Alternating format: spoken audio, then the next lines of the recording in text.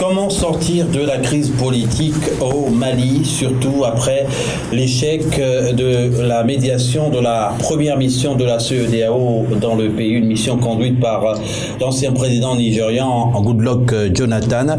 Nous allons explorer cette question avec nos invités, parmi lesquels 2 ou 3 qui avaient été la semaine dernière en notre compagnie, à savoir Bala Cissé, qui est expert en droit, docteur en droit, spécialiste des questions électorales, Tiambel Gimbaïra, directeur de publication de La Voix du Mali, qui est à Paris en France, tout comme Bala Cissé, Abdoul Niang, journaliste, analyste politique à Bamako au Mali. Sur ce plateau, Lagrange Simenou Agnangpé, consultant, spécialiste des questions internationales, directeur du cabinet Lige Council. Bonsoir. Bonsoir Aziz et bonsoir chers téléspectateurs. Bonsoir messieurs, et nous allons commencer par le Mali pour prendre le pouls de la situation, bien entendu. Abdoul Niang, bonsoir, vous êtes à Bamako. Le mouvement M5, la plateforme M5 a annoncé une trêve en raison de la fête du sacrifice musulman ou Aïd al-Kabir, une annonce qui n'a pas empêché certaines manifestations ou bien des barrages érigés dans la capitale malienne ce lundi. Qu'en est-il de la situation exactement? Écoutez, au moment où on parle, aujourd'hui mardi, il n'y a pas eu de manifestation. On n'a pas vu de manifestations, on n'a pas vu de barricades sur les routes. Quant à la trêve, je crois qu'elle ne fait pas l'unanimité au sein du mouvement M5-RFP, parce qu'il y a une tendance qui pense que ça a été décidé unilatéralement, telle que l'aile radicale de ce mouvement, parce que le mouvement M5-RFP est un mouvement hétéroclite. Il y a les religieux et les politiques. Les religieux qui constituent le gros de cette ossature à travers l'imam Mahmoud Diko et son mouvement politique, la CEMAS. Ce sont eux qui, visiblement, ont eu un terrain d'entente avec la mission de la CEDEAO, et ce sont eux qui ont décidé de la trêve. Quant à l'autre partie qu'on appelle les radicaux du mouvement M5-RFP, les politiques et quelques activistes, et ils campent toujours sur leur position pour continuer ce qu'ils ont appelé la désobéissance civile. Donc, même pour aujourd'hui, sur le terrain, on n'a pas senti leur présence. Mais à travers les médias et les réseaux sociaux, ils sont en train d'appeler leurs partisans, leurs militants à résister toujours et à continuer la désobéissance civile. On doit comprendre, Abdoul Niang, qu'au sein du M5, il y a déjà une division. Il y a toujours eu une division, parce que ceux qui sont, c'est que le M5-RFP est comme un panier à crabes. Ceux qui sont ensemble ne se sont jamais tolérés et ne... Abdoul Niang, que nous allons retrouver à Bamako au Mali dans un moment. En ligne de Paris cette fois, Bala Cissé. Bala Cissé, bonsoir. Je rappelle que vous êtes expert en matière électorale. Vous avez énormément écrit sur les questions électorales et bien sûr sur la situation politique dans votre pays, le Mali. Vous êtes très critique vis-à-vis du communiqué final de la CEDEAO, ou bien de la proposition d'accord de sortie de crise de la mission de la CEDEAO. Vous considérez que cette mission a foulé aux pieds la constitution du Mali? Oui, bonsoir. Je vous remercie, Aziz, de votre invitation. Oui, parfaitement. Je pense que le communiqué final de la CEDEAO pose problème d'un point de vue juridique, voire d'un point de vue constitutionnel. Et je partage la recommandation de la CEDEAO ou la proposition de la CEDEAO sur le maintien du chef d'État malien, le président Ibeka. Je suis parfaitement d'accord. Le président Ibeka est dans la légalité constitutionnelle. Rien ne l'oblige d'un point de vue constitutionnel de démissionner.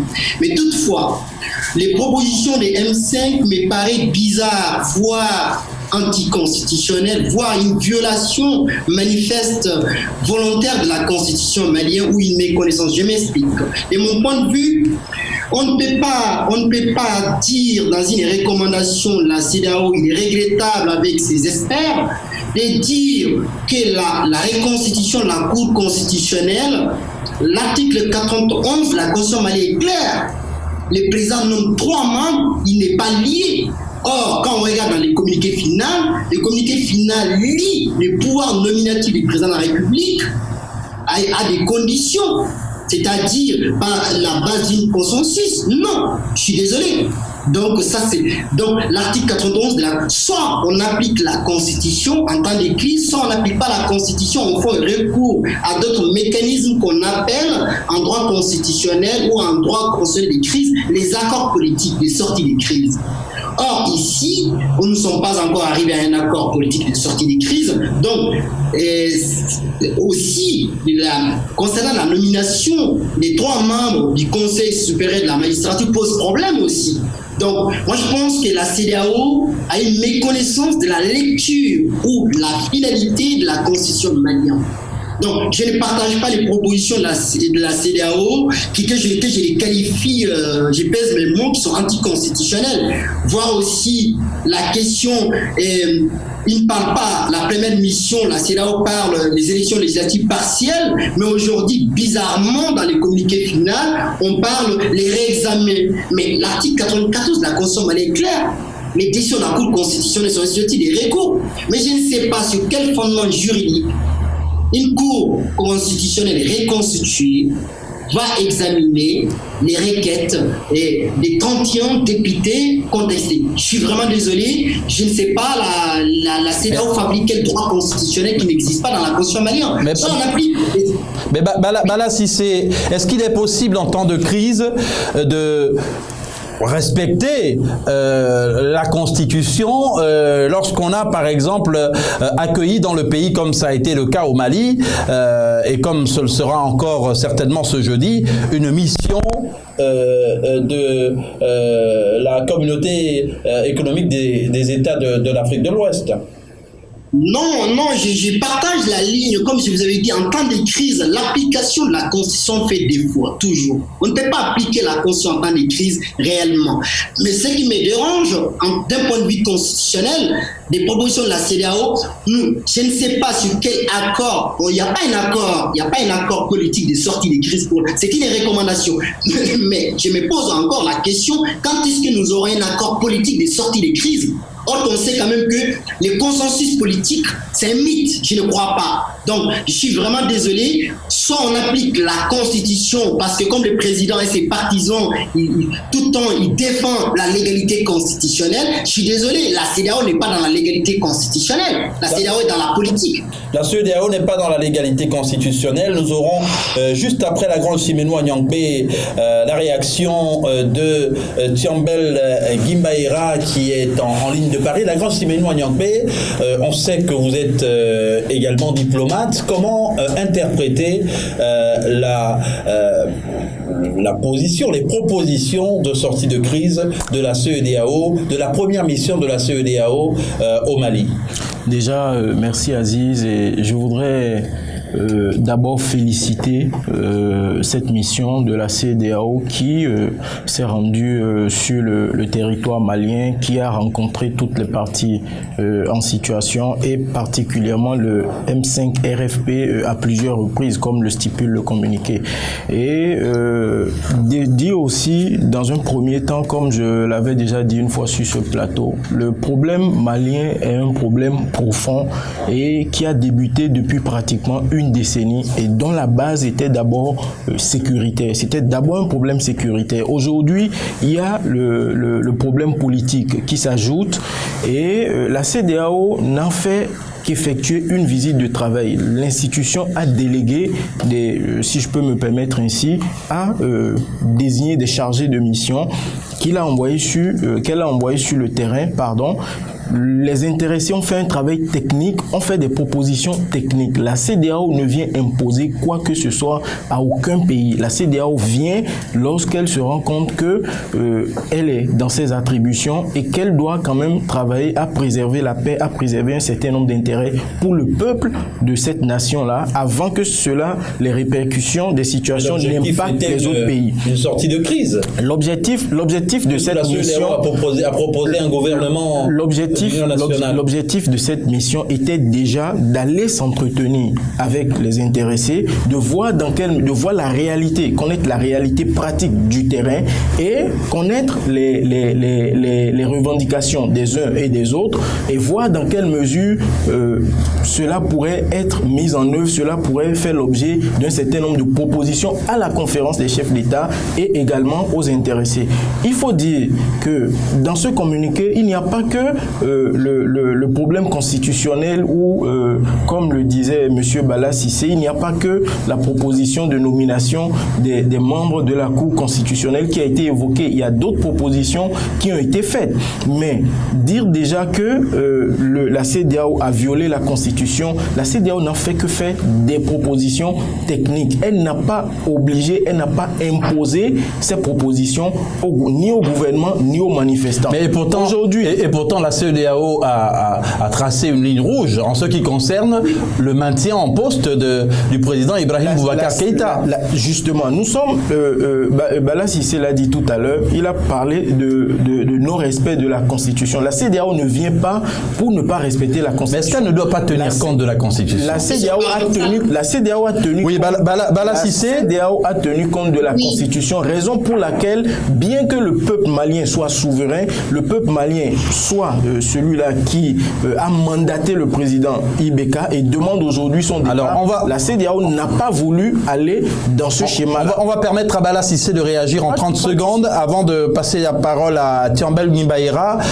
Finalement, Bala Sissé, pour la grange Simenou Agnampé, la CEDEAO a bien respecté la constitution malienne puisqu'elle en a tenu compte pour conduire les discussions. Elle est partie avec des experts. Mais là, il n'y a pas de débat. Je suis d'accord avec vous quand je disais que la CEDEAO n'impose rien, je sais. Mais les recommandations de la CEDEAO ne rien d'autre que les recommandations du président Ibeka. Je suis vraiment désolé. C'est vrai, il n'impose rien, mais le maintien du président de la République sur le pouvoir, je suis d'accord, nous sommes dans la légalité. Mais il y a un paradoxe de la part de la CEDEAO. Les recommandations sont paradoxales. Donc on ne peut pas défendre en disant oui, il faut mettre le président de la République, aussi de mettre les recommandations sur la nomination ou le gouvernement de Jonas. On va revenir sur ça, d'autres comme vous avez dit. Mais là où je ne suis pas là, d'un point de vue constitutionnel, on ne peut pas lier les pouvoirs nominatifs des autorités nominatives à des conditions. Je suis vraiment désolé. On ne devrait même pas proposer ça. C'est une proposition anticonstitutionnelle. Thiambel Ngimbaïra, vous suivez également de Paris la situation au Mali. Je rappelle que vous êtes journaliste, directeur de publication du journal La Voix du Mali. La communauté économique des États de l'Afrique centrale, de l'Afrique de l'Ouest, a délégué une mission qui n'a pas été en mesure, semble-t-il, de faire en sorte que les deux parties s'accordent sur un certain nombre de points.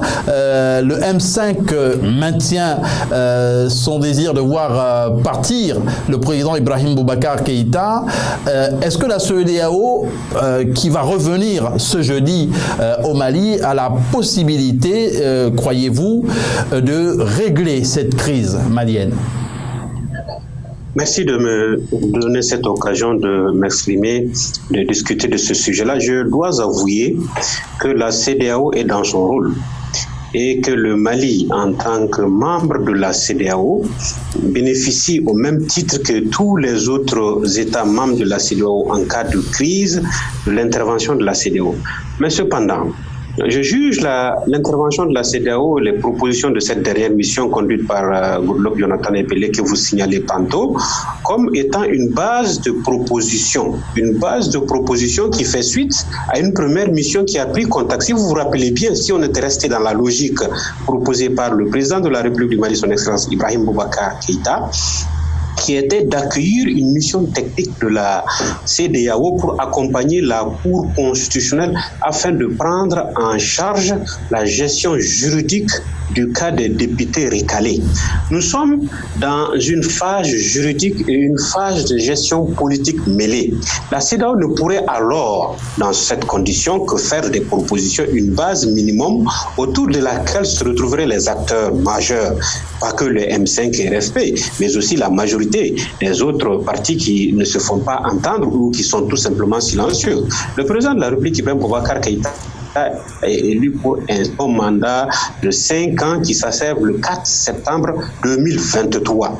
Donc il n'est pas question de remettre en cause la légalité, même si c'est la revendication numéro 1 du RFP M5, c'est une revendication politique qui ne revient pas à une association musulmane ou à la société civile de porter une telle revendication, elle est purement politique et j'imagine que se placer la barre assez haute parce que les enjeux réels de cela, c'est l'après IBK qui se joue. Cette actuelle classe politique veut compter dans cet après IBK en usant de tous les voies, y compris de la désobéissance civile prise de façon péjorative et qui s'est transformée en casse de Bamako, en casse des villes, de l'Assemblée nationale, des symboles, et même d'empêcher les populations de vaquer à leurs occupations. Et cela tombe sous le coup de la loi, alors qu'on a droit d'exprimer son vœu, de se battre pour son opinion, mais quand même, on ne devrait pas empêcher les populations de vaquer à leurs occupations. Sinon, force est à la loi de rétablir l'État, de rétablir la sécurité des populations et de leurs biens. Oui, Thiambet Guimbaïra, Ibrahim Boubacar Keïta a subi des épisodes de contestation, notamment en 2013 et en 2018, par rapport à ce qui est considéré comme un manque de progrès en ce qui concerne la situation, le retour à la normale dans la situation sécuritaire volatile du Nord, les tueries au centre du pays. Est-ce que finalement le président n'a pas manqué le coche à un moment donné? Est-ce qu'il n'est pas un peu responsable de ce qui lui arrive actuellement? Non, entendons-nous bien, le président de la République a sa part de responsabilité dans la gestion de cette crise. Tenir ça sous silence et ne pas l'évoquer, c'est une fuite en avant, c'est réel. Mais on ne peut pas responsabiliser uniquement le président en termes de décharge ou en termes d'alibi ou en termes de décharger sa conscience comme étant le seul et l'unique responsable de tout ce qui arrive au Mali. En 2013, vous le rappelez tantôt, le président Ibrahim Boubacar Keïta a été élu avec 77%, c'est presque un plébiscite. Les 2/3 du territoire venaient d'être libérés, et y compris le cas de Kidal où l'armée malienne n'était pas rentrée. L'armée était en train de progresser progressivement pour restaurer l'État, l'autorité de l'État sur l'étendue du territoire national. On revenait d'une situation assez extrême, et la préoccupation était prioritairement sécuritaire. La crise du centre n'était pas encore à son paroxysme. Cette crise du centre a atteint son paroxysme avec la non-application de l'accord de paix de 2015 qui ne pouvait pas être appliqué parce que non conforme à la loi fondamentale, à la constitution de la République du Mali. Et ce qui est regrettable, ce qui est dommageable, ce qui est condamnable, c'est dans ces conditions créer une nouvelle crise politique dans l'État du Mali, au centre et à Bamako, dans la capitale, alors que la préoccupation majeure, c'est de régler la crise du Nord, c'est de régler la confrontation au centre du pays, c'est de prendre en compte la crise sanitaire que connaît le Mali maintenant. C'est complètement difficile à accepter et à entendre qu'une autre nouvelle crise politique vienne se greffer à cette situation qui est déjà latente. La responsabilité entière du peuple malien est évoquée là. Le Malien doit se remettre en cause à tous les niveaux et ensuite s'acquitter à son poste, à son rôle, en sa qualité de se mettre en avant pour faire face aux défis. Maintenant, on ne peut pas à chaque 10 ans ou chaque 5 ans revenir faire table rase et recommencer tout. Je ne pense pas que ce soit la solution. On doit sortir de cette il faut sortir de ce cycle de la personnalisation. Il faut sortir de ce cycle de contestation. Certainement, on va évoquer cet aspect-là avec vous, la grande Siménois Niampé. Mais juste une question à Abdounian à Bamako au Mali. À la tête du M5, nous avons un religieux parmi les leaders, l'ancien responsable du Haut Conseil islamique du Mali, l'imam Mahmoud Dicko. Quelle est la position officielle du Haut Conseil islamique du Mali par rapport à ce qu'il se passe actuellement et notamment par rapport à l'implication de religieux, dont l'imam Mahmoud Dicko ou bien le shérif de Nioro, dans ce mouvement? Je crois que la question est d'une importance capitale parce que le Haut Conseil islamique est actuellement dirigé par Chérif Ousmane Madane Haïdara, qui est un leader de la branche soufie qui s'est toujours opposé à l'islam politique. L'islam politique est en train de gagner du terrain au Mali et c'est ça le danger. Vous avez bien fait de demander la figure de l'imam Mahmoud Dicko. On se rappelle, lors de l'occupation du nord de notre pays en 2012 par les mouvements djihadistes, il a toujours refusé de condamner les actes terroristes. Et ça a amené le président actuel du Haut Conseil islamique à l'obliger de venir devant la presse pour condamner ces actions terroristes. Alors, le spectre religieux est réel. Et c'est cette analyse qui échappe à la classe politique malienne et à la CEDEAO. Et même moi, je trouve que la communauté internationale fait une mauvaise lecture de cette crise en cours. Ce n'est pas un problème de l'Assemblée nationale, mais un problème lié à la contestation post-électorale. Il y a un spectre religieux qui est dangereux et pour la survie même de la République du Mali en tant que république et en tant que laïque.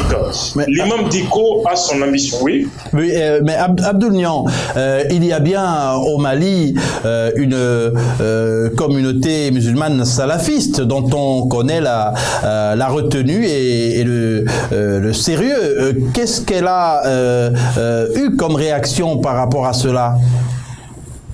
Je crois que le salafisme est de trois branches. Là, il y a une branche qui fait la dawa, c'est-à-dire qui fait la prédication, qui fait l'appel à l'islam, l'appel à la religion.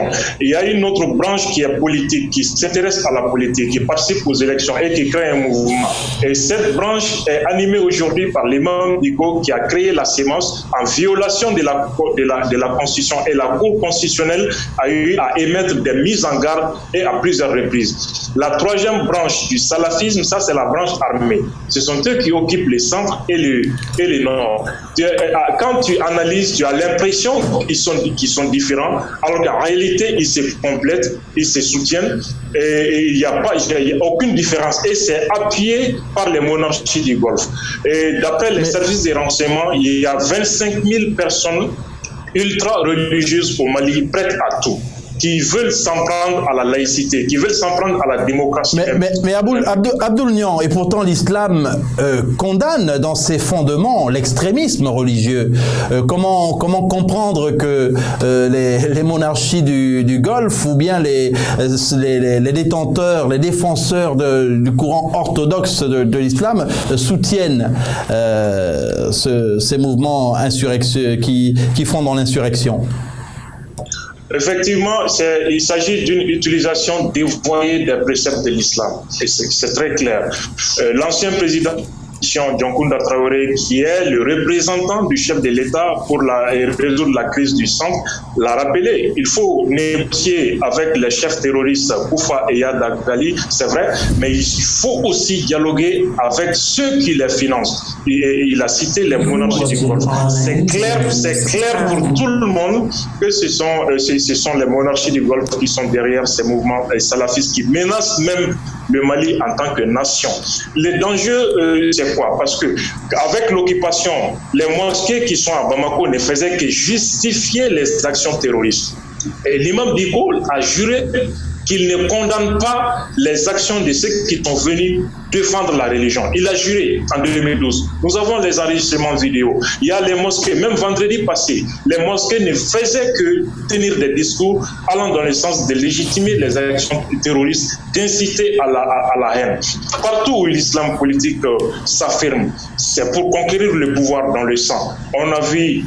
Mais avant votre intervention tout à l'heure, vous avez souligné rappeler que le Haut Conseil islamique n'est pas d'accord avec cette façon de faire.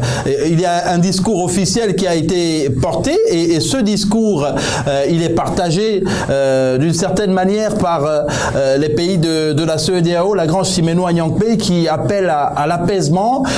Il y a cette mission de haut niveau qui est attendue ce jeudi au Mali, notamment une mission composée d'Alassane Dramane Ouattara, le président ivoirien, de Mahamadou Issoufou du Niger, Nana Akufo-Addo du Ghana et Macky Sall du Sénégal, 4 présidents en fonction. Ça devrait peser dans la balance pour ramener la stabilité dans le pays.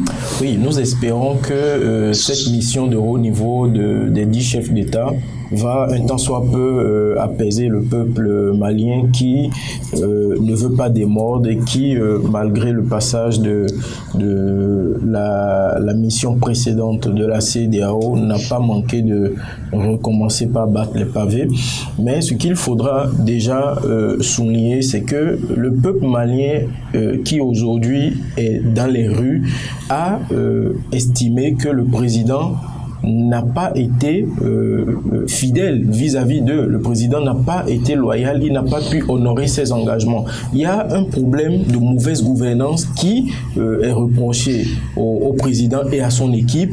Et je pense qu'aujourd'hui, là où ils en sont, la CEDEAO et les missions étrangères qui viendront ne seront là que pour faciliter le dialogue, pour permettre à ce qu'il y ait dialogue et plus tard un consensus. Donc aujourd'hui, avant qu'il n'y ait dialogue sérieux et conséquent pour vraiment regagner du capital confiance auprès de ce peuple-là qui est prêt à tout détruire, il faut d'abord reconnaître son passé. Il faut reconnaître ce que le peuple est en train de revendiquer. Mais Tiambel Guimbaïra, vous l'avez souligné tantôt, le président Ibrahim Boubacar Keïta a reconnu que certaines des revendications de cette plateforme du M5 sont légitimes.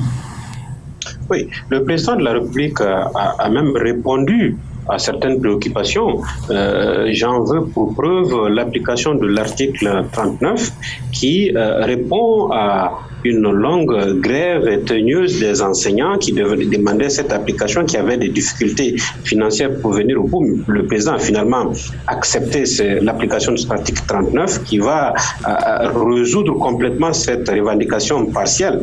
Mais cependant, d'autres revendications aussi sur le front social. Il y a 6 milliards qui ont été prélevés par rapport au budget national pour prévenir le Covid-19 et 500 milliards ont été également décaissés des caisses de l'État par cette situation difficile pour pouvoir amoindrir l'effet social par l'acquisition de nourriture et aux populations par rapport à cette période cruciale de rupture et par rapport à l'après-Covid et à la gestion des conséquences économiques. Nous sommes dans une crise multidimensionnelle qui va du sécuritaire jusqu'au social. Aucun domaine n'est épargné. Le Mali ne saurait être un îlot à travers le monde, surtout que nous sommes un pays continental n'ayant pas accès à la mer, mais avec des difficultés énormes et des difficultés réelles que le pays connaît en situation de guerre depuis quasiment 2012.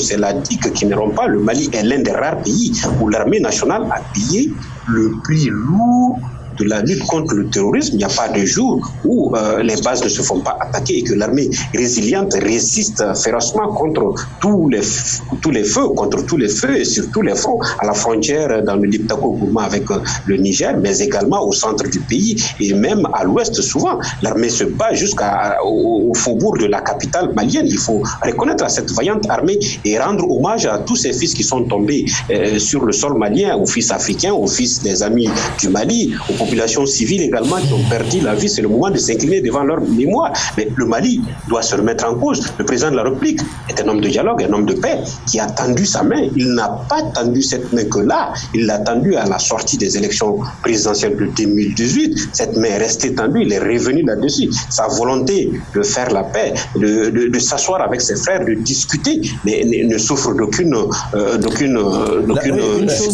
elle est là. La Grange Siménois Nyankpé, le président Ibrahim Boubacar Keïta a ouvert la main. Vous savez, Aziz, pour que l'opposition arrive à accepter de discuter. L'opposition également n'a jamais, quand nous observons cette situation, comme je le disais, depuis 2012, qui a coûté le départ du président Amani Touré, mais l'opposition également n'a jamais cessé de dialoguer.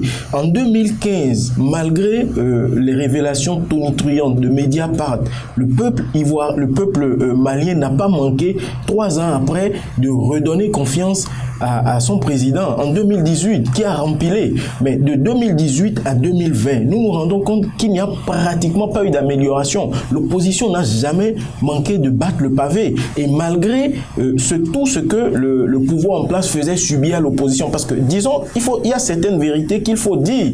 Le chef de file de l'opposition, il est où aujourd'hui? Nous allons en venir. Le président malien, comme tout chef d'État, est responsable de la sécurité de toute la population. Nous allons en venir pour ce qui est de Soumaïla Cissé, justement chef de file de l'opposition qui est porté disparu il y a plus de 100 jours aujourd'hui. Abdoul Niang, quel est le sentiment, vous êtes sur place à Bamako, que les populations ont? Est-ce qu'il y a un espoir que les choses vont se rééquilibrer et que la vie va rapidement reprendre son cours normal? Je crois que la question doit être posée parce que les gens sont confiants quant à un dénouement heureux. Parce que la désobéissance civile qu'ils ont voulu hier, lundi, a été un fiasco. Et ça a contribué à les discréditer davantage parce qu'ils se sont attaqués aux paisibles citoyens dans plusieurs endroits à Bamako et même à l'intérieur du pays. Et ça a poussé l'opinion contre ces mouvements M5 RFP parce que les biens des particuliers ne sont plus épargnés. C'est devenu l'anarchie totale. Donc cela va à l'avantage de l'État. Et je crois que les responsables du mouvement ont compris. Ils essaient de changer de fusil d'épaule pour ne pas drainer davantage l'opinion contre eux. Il faut un changement de stratégie. Bala Cissé, donc la solution au problème ne sera certainement pas constitutionnelle. Moi, je me dis de débat, je dis c'est le président de la République malien qui fait le Constitution pour violer la Constitution. Il est regrettable de ne pas dire les propositions, même si c'est une base des propositions de la CEDEAO, mais ces bases des propositions sont anticonstitutionnelles. Donc de ne pas dire ça qui ne sont pas anticonstitutionnelles. Je suis désolé.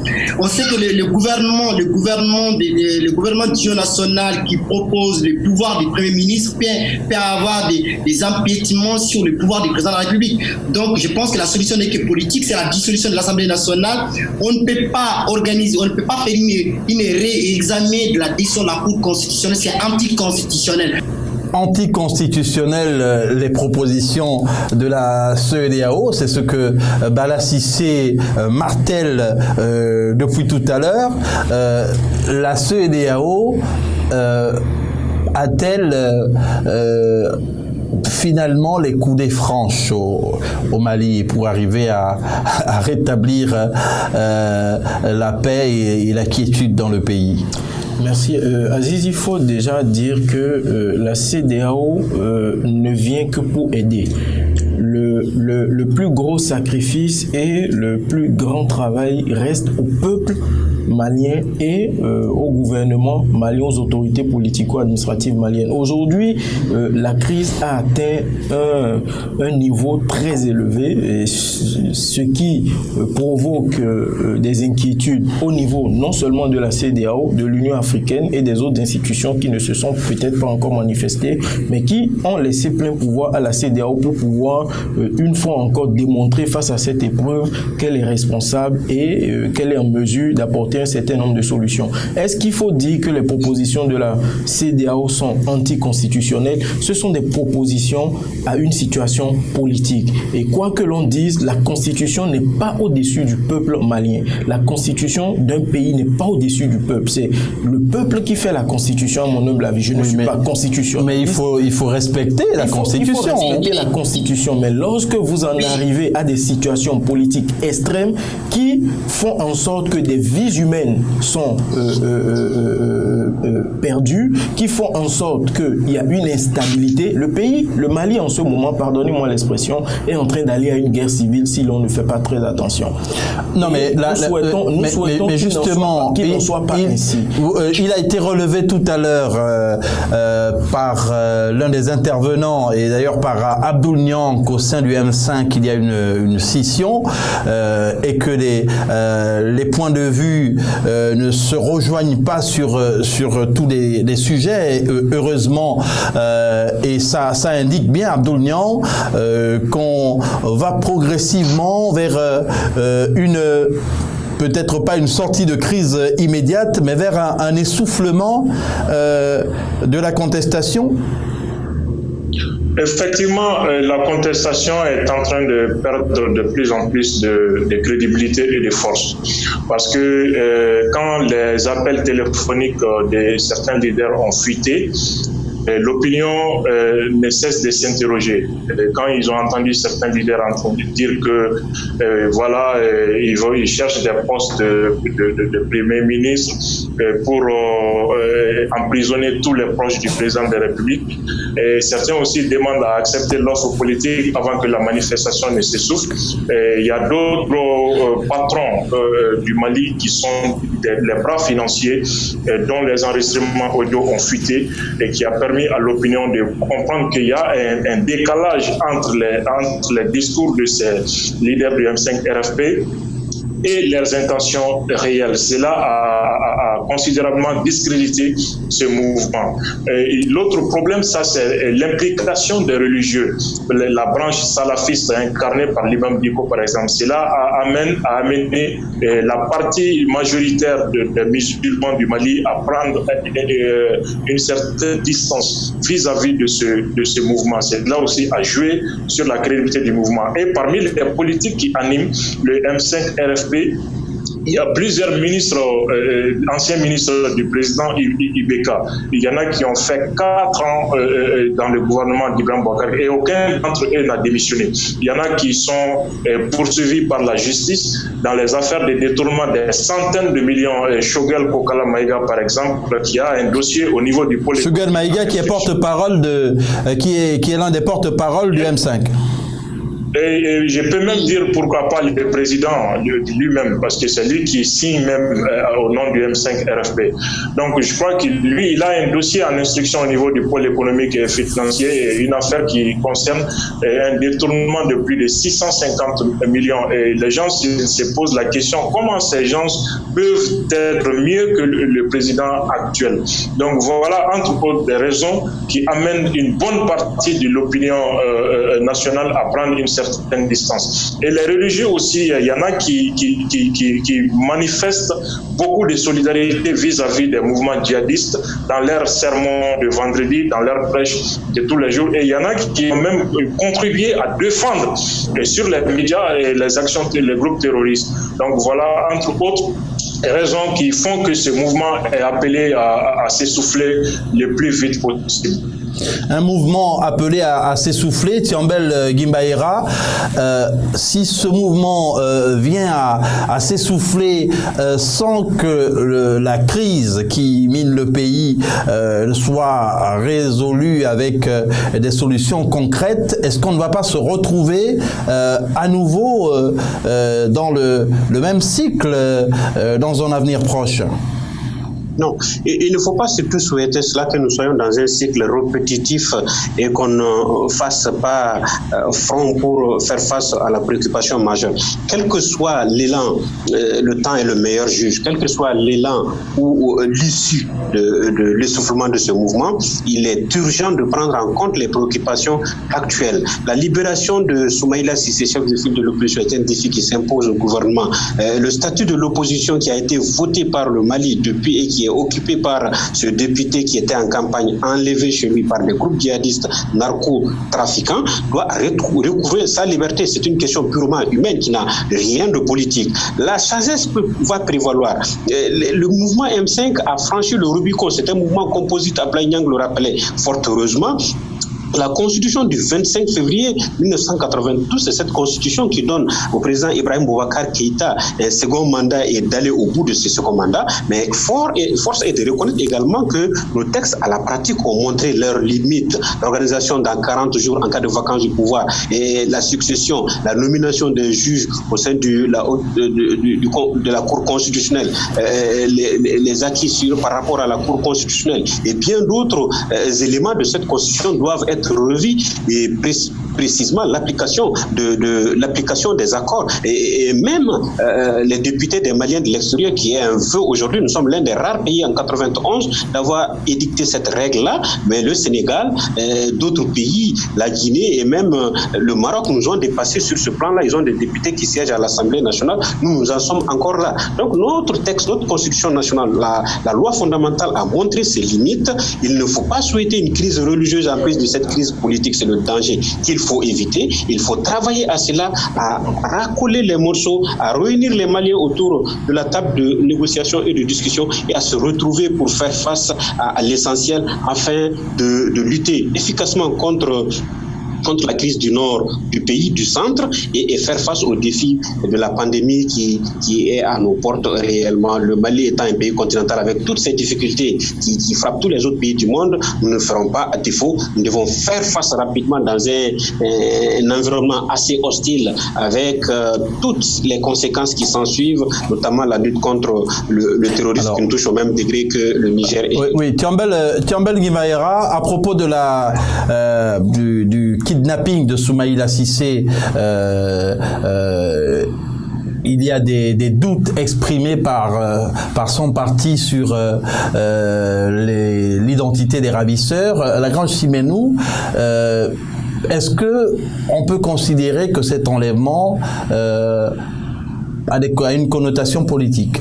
Bon, moi je pense aujourd'hui qu'il ne faut pas se focaliser sur est-ce que l'enlèvement était politique, est-ce que c'était vraiment des djihadistes. Le plus important aujourd'hui, si Dieu le permettait, c'est de retrouver l'intéressé vivant, que tous les moyens soient mis en œuvre, que l'on fasse de cela une priorité, qu'il soit retrouvé, que les autres également qui ont été enlevés, les autres personnalités ou les autres Maliens qui ont été enlevés ou qui sont portés disparus, que des dispositions soient mises en œuvre pour qu'on puisse les retrouver, pour qu'on puisse montrer quand même que le gouvernement est en train de travailler, que les autorités politico-administratives ont à cœur les intérêts de la population. Je pense que c'est de ça qu'il s'agit aujourd'hui. Comme nous le disions tantôt, la situation malienne aujourd'hui devient de plus en plus complexe et il serait vraiment bien que les protagonistes puissent avoir un dialogue franc, un dialogue sincère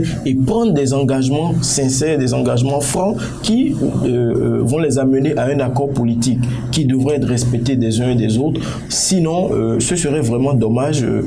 Comme l'a dit notre co-débatteur, il vaut mieux cela que de se retrouver dans un phénomène cyclique. Il y a 10 ans en arrière, on ne pouvait pas s'attendre en 2010, en 2012, où le président Amani Toumani Touré démissionnait, qu'aujourd'hui on en soit là. Donc aujourd'hui, je pense que le président Amadou Toumani Touré, qui après un exil de plusieurs années au Sénégal est finalement rentré sur la demande de l'opposition, sur l'insistance de l'opposition, il faut le rappeler. Donc aujourd'hui, je pense qu'il va falloir que c'est bien le président Ibrahim Boubacar Keïta qui a autorisé le retour. Il a autorisé, mais à la demande de l'opposition, disons-nous certaines vérités.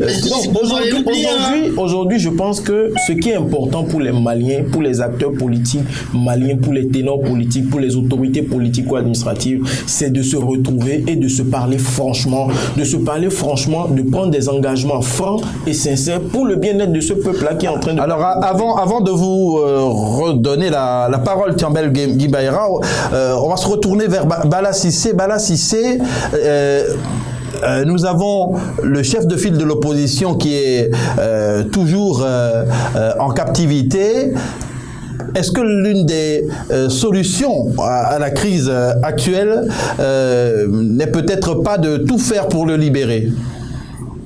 Oui, moi je pense que comme je vais parler encore, ils vont me dire encore, je me cantonne sur le droit.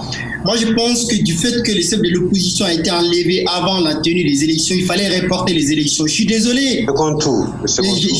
Non, le premier tour. Le chef de l'opposition a été enlevé avant le premier tour. Je pense que la loi malienne sur le statut de l'opposition est claire. L'opposition, le chef de l'opposition est une institution au Mali. Donc, il fallait reporter les élections. Une fois, il y a une violation de la loi relative au statut de l'opposition. Donc, qui détient aujourd'hui Soumaïla, c'est la grande question. Comme le président disait, Inch'Allah, Soumaïla va revenir. Mais quelques jours, là, c'est plus d'un mois. Je suis désolé. Le président n'est pas sincère. Le président, il n'y a pas une sincérité de la part du président de la République. Tout comme M5, moi je pense aujourd'hui au Mali, la solution politique, c'est la dissolution de l'Assemblée nationale. De ne pas dissoudre l'Assemblée nationale, de réexaminer la décision de l'Assemblée de la Cour constitutionnelle par une recommandation de la CEDEAO. Je suis désolé, encore c'est anticonstitutionnel. La Cour constitutionnelle ne peut pas réexaminer sa propre décision. Je suis désolé. Donc attention, de dire c'est uniquement une proposition qui n'impose pas au peuple malien. La CEDEAO, l'État malien est souverain. Je suis d'accord que le peuple est au-dessus de la Constitution. J'ai toujours dit. Donc, comme Djambel Guimbaya disait, je suis d'accord avec la Troisième République du Mali a montré ses limites. Ça fait longtemps, j'appelle de mes voeux une nouvelle constitution pour la République du Mali. Donc, je suis désolé de dire aujourd'hui la question du chef de l'opposition. Je pense qu'il ne fallait pas organiser les élections législatives à la disparition du chef de l'opposition. Donc, c'est une violation de conscience. Djambel Guimbaya, il fallait peut-être tout faire pour retrouver, pour que Soumaïla Cissé recouvre la liberté, vu que le chef de l'opposition a un statut constitutionnel au Mali avant de poursuivre ces législatives.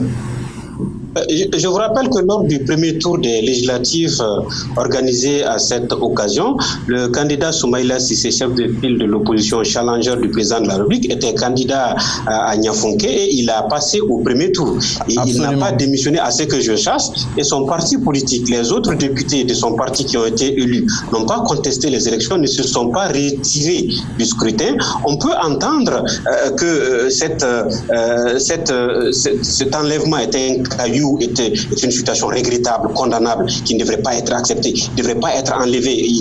Et cela est valable aussi pour tous ceux qui ont été pris en otage au Mali. Mais cependant, en tout cas, aller jusqu'à remettre en cause un scrutin qui émane d'une revendication, d'une recommandation du dialogue national inclusif et qui est une volonté du peuple malien de se doter d'une assemblée nationale pour légiférer par rapport aux lois est légitime. Et légitime, on ne pourrait pas à chaque fois jouer avec les institutions à Oukui et à Dia, remettre en cause. J'entends bien cette sous-entendue violation de la Constitution de fait par rapport à la tenue de ce scrutin. On pourrait l'évoquer aussi par le Covid-19. Il reste entendu qu'aujourd'hui, à la suite du Mali, les autres pays, que ce soit la France ou ailleurs, sont en train d'expérimenter des scrutins sous Covid. Alors, le monde ne va pas s'arrêter à nos portes. Nous sommes face à des difficultés majeures. Ces défis-là sont là ailleurs pour les relever. Les relever sur le plan juridique, les relever sur le plan politique. Faire face, il n'y a pas de faux-fiant à la matière.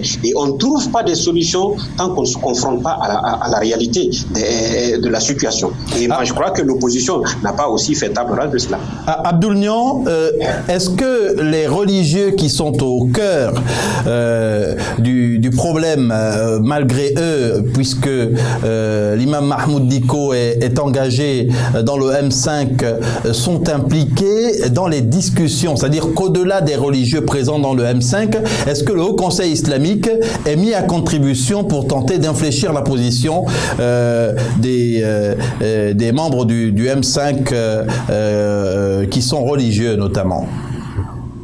Effectivement, le Haut Conseil islamique du Mali est présidé aujourd'hui par le guide spirituel Chérif Ousmane Madan Haïdara, a mis en place un cadre de médiation qui a été d'ailleurs écouté par la mission de la CEDEAO. Mais le problème, c'est quoi? On a vu quand un émissaire du Haut Conseil islamique s'est rendu chez l'imam Dicko pour présenter les condoléances au nom du Haut Conseil islamique du Mali, vous avez vu que ses partisans ont hué ces derniers et ils ont même failli l'agresser parce qu'il appartient à une tendance religieuse qui est le soufisme et qui sont opposés à l'imam Mahmoud Dicko. Donc, ce que beaucoup d'analystes oublient, c'est la dimension confessionnelle de ce problème-là. L'imam incarne un islam rigoriste version saoudienne qui a peut-être des affinités avec les Yad d'Agali et autres qui priaient tous dans les mosquées à Bamako ici. Et quand l'imam, devant le refus de l'imam également de condamner les actions terroristes, le président actuel du Haut Conseil islamique avait créé un mouvement parallèle au Haut Conseil islamique dirigé à l'époque par Mahmoud Dicko, parce qu'il les voyait comme une menace, il les voyait comme le représentant des djihadistes à Bamako. Donc c'est ce problème qui est là, ce qui fait que... Mais et pourtant de nombreux courants salafistes qui se réclament également du courant rigoriste de l'Arabie Saoudite dont vous parlez indiquent que c'est bien l'ignorance qui est le terreau de l'enrôlement au terrorisme, que c'est une lecture biaisée des textes qui entraînent ce qui est considéré par eux comme un égarement. Il y a une différence entre l'islam et l'usage qu'on en fait.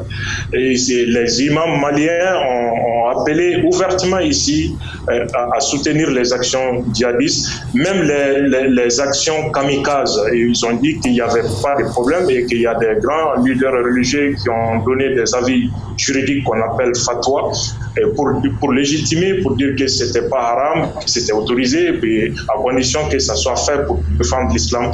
Et ils ont dit en 2012 dans les mosquées ici que tous nos militaires qui vont tomber en combattant ces djihadistes iront en enfer, parce que les groupes djihadistes sont en train de défendre l'islam. Et en les combattant, c'est comme si c'est Dieu que nos soldats sont en train de combattre. Ça a été dit dans les mosquées à Bamako ici. C'est ce qui a créé cette méfiance-là. Voyez-vous, les partisans du Chérif Haïdara qui préside actuellement le Conseil islamique ont créé une plateforme parallèle au M5 RFP parce qu'ils voient le M5 RFP comme une tentacule des mouvements djihadistes pour essayer de récupérer Bamako et faire comme ce qu'ils ont fait à Tombouctou, tel que tuer les imams qui ne sont pas salafistes, tel que détruire les mausolées, etc. C'est cette dimension... Oui, actuellement, Abdoul Niang, les discussions se poursuivent peut-être de façon souterraine, mais que peut-on attendre du Haut Conseil islamique du Mali pour arriver à résoudre cette crise ? Le Haut Conseil islamique du Mali, pour parler franchement, ne peut rien faire. Dans sa médiation ne sera pas la bienvenue. Parce que son président actuel, l'imam Mahmoud Dicko, représente les deux tendances en conflit au Mali. Parce que le camp de Haïdara voit l'imam Dicko comme un représentant des djihadistes à Bamako. L'imam Dicko aussi a beaucoup de problèmes avec eux et ça s'est manifesté parfois par des attaques à travers leurs médias interposés et parfois directement même. Et ils se sont attaqués verbalement. Donc pour moi, la mission du Haut Conseil islamique du Mali est déjà un échec. Il faut que l'État s'assume. C'est ça la solution. Il faut que l'État s'assume. La Grande Chiménou à Niankpé, la mission de haut niveau de la CEDEAO est peut-être l'espoir ultime. La mission de la CEDEAO, la mission de haut niveau, comme nous le disions tantôt, ne soyons pas surpris que après le passage ou après la visite de travail, après les entretiens de ces chefs d'État avec les protagonistes, qui la crise perdure dans la mesure où, comme je le disais aussi tantôt, le problème malien demeure la propriété privée des Maliens. Les autres, c'est-à-dire les institutions, les pays frontaliers, les amis, les frères, ne viendront que pour aider à trouver des consensus. Mais si les intéressés même, j'ai entendu tout à l'heure dire que... Mais il y a bien des mécanismes de résolution des conflits à la CEDEAO. Il y a des mécanismes de résolution de conflits à la CEDEAO, mais la CEDEAO ne va pas s'approprier la souveraineté du Mali. La CEDEAO va faire des propositions, va aider, va accompagner et si possible sanctionner.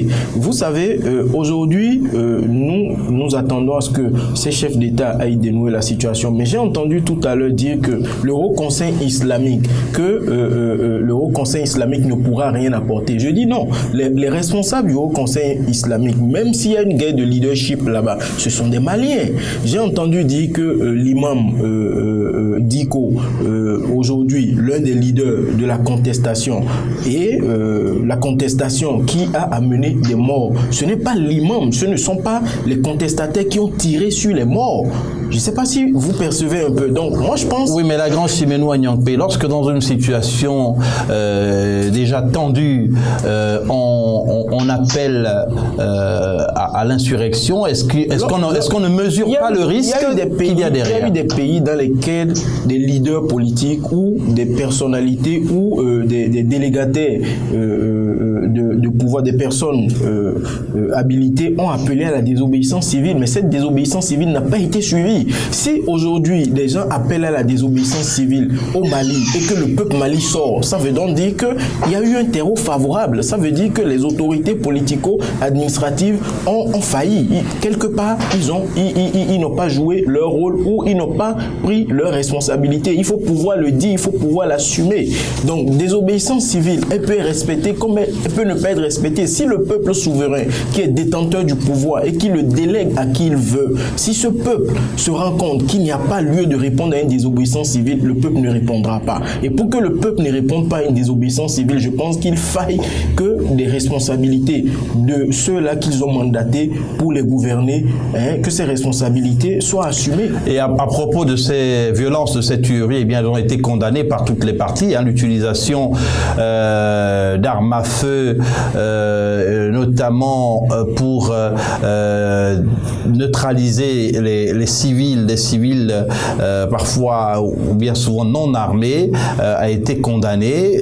Selon les bilans, il y a eu officiellement 11 morts, si on en croit les autorités, et 23 selon le M5. Abdoul Niang peut nous confirmer ce bilan? Je crois qu'il y a eu trop de surenchère par rapport au bilan. Le M5 RFP est en train de faire la guerre des chiffres. C'est le chiffre qui est important pour eux parce qu'on sait que ça sert quand même à combattre le régime. Alors, la fameuse question, qui a tiré? La force spéciale antiterroriste a été accusée. Or, tout le monde sait que la Forçat ne participe pas aux opérations de maintien d'ordre.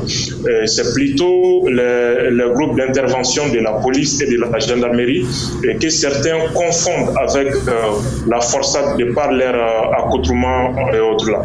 Maintenant, les manifestants étaient armés. Il y a eu des manifestants bien avant qu'ils ne descendent sur l'Assemblée et l'Office de radio-télévision. Un manifestant a été pris avec armes et munitions. À la porte de l'Assemblée nationale, les forces de l'ordre ont interpellé 2 personnes qui étaient également armées. Et rappelez-vous, quand l'imam Mahmoud Diko précédemment avait dit que le peuple malien comptait 20 millions et qu'ils allaient sortir, et il y aurait des victimes et le reste va continuer à construire le Mali. Abdoul Niang. Les coordinateurs.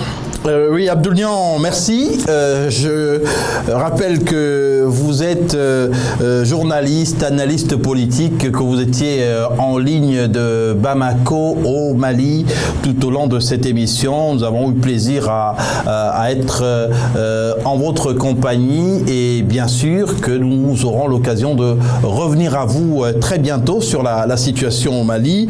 Autre intervenant également, Bala Cissé, docteur en droit, expert sur les questions électorales et auteur de plusieurs livres.